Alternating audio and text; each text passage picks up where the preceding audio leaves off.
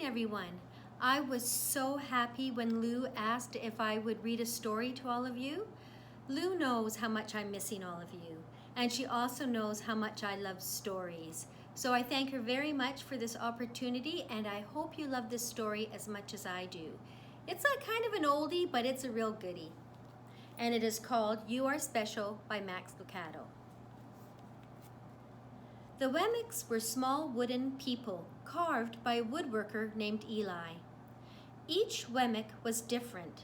Some had big noses, others had large eyes. Some were tall and others were short. Each Wemmick had a box of golden star stickers and gray dot stickers. The wooden people went around the village sticking stars or dots on one another. The pretty ones got stars. Wemmicks with rough wood or chipped paint got dots. The talented ones got stars too. Some could jump over tall boxes or sing pretty songs. Others, though, could do little. They got dots. Punchinello was one of these. He tried to jump high like others, but he always fell. So the Wemmicks would give him dots.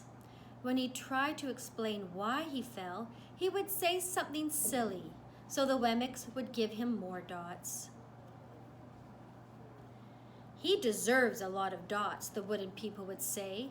After a while, Punchinello believed them. I guess I'm not a good Wemmick, he decided, so he stayed inside most of the time.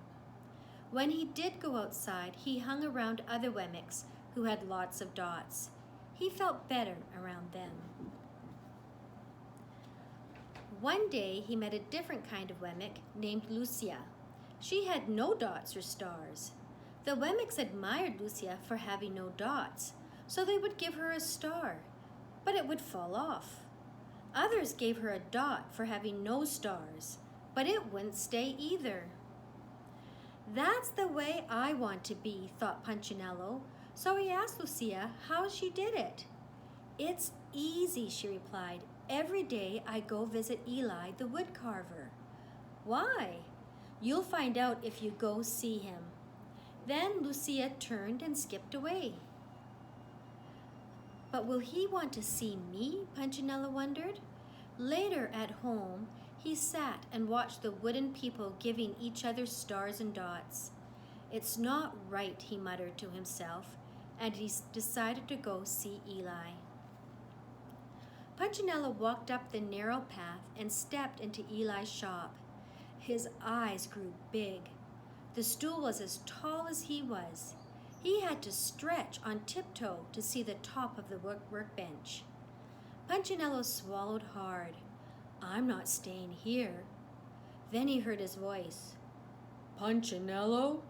The voice was deep and strong. How good to see you. Come, let me have a look at you. Punchinello looked up. You know my name? Of course, I made you. Eli picked him up and set him on the bench. Looks like you've been given some bad marks, said the maker. I didn't mean to, Eli. I really tried hard. Punchinello, I don't care what the other Wemmicks think. You don't?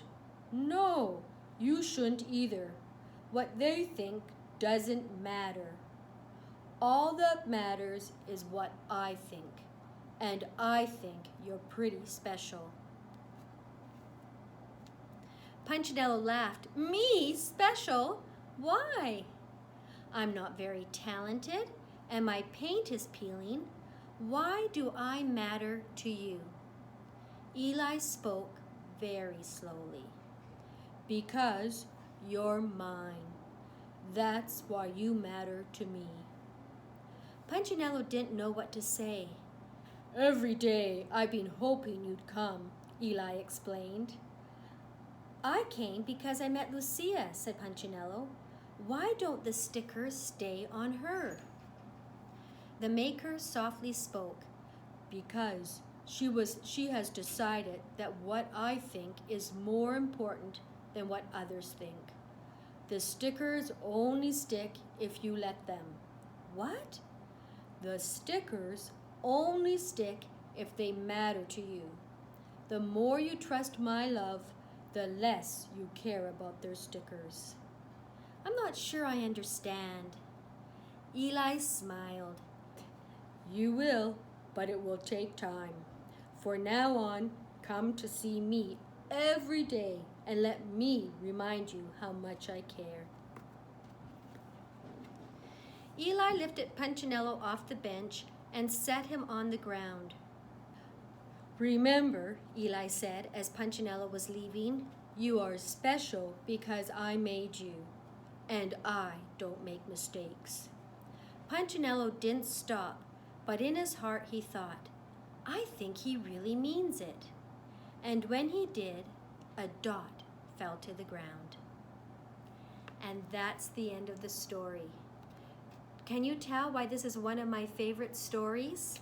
I love it so much, and I just want all of you to remember that your value does not come from being the smartest or the prettiest or the best athlete or the smartest student, but your value comes from being a creation of God. Have a great week.